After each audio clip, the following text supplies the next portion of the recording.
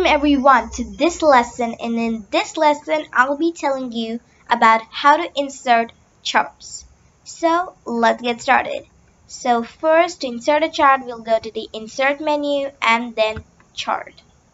So there are a number of charts that we can insert, for example pie charts, line charts, column charts, bar charts, map charts, surface charts, and many more.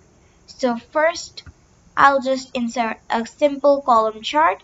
So these are the styles that we can choose from.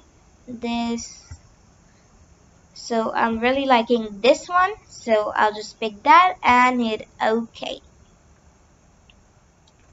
So now, when we insert a chart in PowerPoint, we will get the chart and an Excel spreadsheet. So here we can change the values. So here in the category 1, we can type in Marvel and it will be edited. So let's type all the data. So I'm making a chart of the box office that these franchises made in specific years. So let's type in DC now. Whoops. And then Pixar.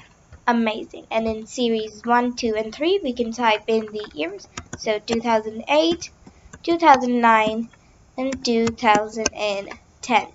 Amazing. Now it will be a lengthy process to type all of those values, so I have a spreadsheet ready in Excel. Whoops.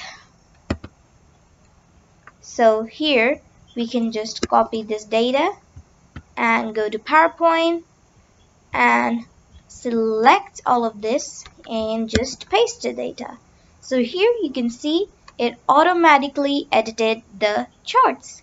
So now we can close the Excel sheet and minimize this.